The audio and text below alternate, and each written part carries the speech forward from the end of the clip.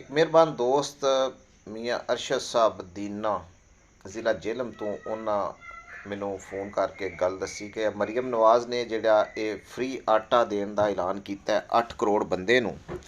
ਇਹਦੇ ਪਿੱਛੇ ਅਸਲ ਵਿੱਚ ਗੇਮ ਇਹ ਵੇ ਕਿ ਜਨਾਬ ਫ੍ਰੀ ਆਟੇ ਦੇ ਨਾਮ ਤੇ ਲੋਕਾਂ ਕੋਲੋਂ ਸ਼ਨਾਖਤੀ ਕਾਰਡ ਜਿਹੜੇ ਨੇ ਉਹ ਲਏ ਜਾਣਗੇ ਤਾਂ ਕਿ ਲੋਕ ਇਲੈਕਸ਼ਨ ਦੇ ਵਿੱਚ ਵੋਟ ਆਪਣੀ ਮਰਜ਼ੀ ਨਾਲ ਕਾਸਟ ਨਾ ਕਰ ਸਕਣ ਔਰ ਉਹਨਾਂ ਸ਼ਨਾਖਤੀ ਕਾਰਡਾਂ ਤੇ ਫਿਰ ਉਹ ਆਪਣੀ ਮਰਜ਼ੀ ਨਾਲ ਵੋਟ ਪਾਉਣਗੇ ਜਿੱਧਰ ਉਹਨਾਂ ਦਾ ਦਿਲ ਕਰੇਗਾ। ਜਿਹੜੇ ਬੰਦੇ ਮੁੱਲ ਆਟਾ ਪੂਰਾ ਨਹੀਂ ਕਰ ਸਕਦੇ ਉਹ ਫ੍ਰੀ ਆਟਾ ਕਿਵੇਂ ਦੇਣਗੇ? ਇਹ ਬੜੀ ਵੱਡੀ ਗੇਮ ਹੈ। ਕਤਨ ਆਪਣਾ ਸ਼ਨਾਖਤੀ ਕਾਰਡ ਇਲੈਕਸ਼ਨ ਤੋਂ ਪਹਿਲਾਂ ਕਿਸੇ ਸੂਰਤ ਵੀ ਆਟਾ ਜਾਂ ਪੈਸੇ ਜਾਂ ਕਿਸੇ ਚੱਕਰ ਵਿੱਚ ਵੀ ਆਪਣਾ ਸ਼ਨਾਖਤੀ ਕਾਰਡ ਜਿਹੜਾ ਉਹ ਕਿਸੇ ਦੇ ਹਵਾਲੇ ਨਾ ਕਰਿਆ ਜੇ। ਇਹ ਬੜੀ ਵੱਡੀ ਗੇਮ ਹੈ। ਇਹ ਖੁਦ ਵੀ ਇਹਦੇ ਤੋਂ ਖਬਰਦਾਰ ਰਹੋ ਔਰ ਲੋਕਾਂ ਨੂੰ ਵੀ ਦੱਸੋ। ਤੁਹਾਡੀ ਮਿਹਰਬਾਨੀ।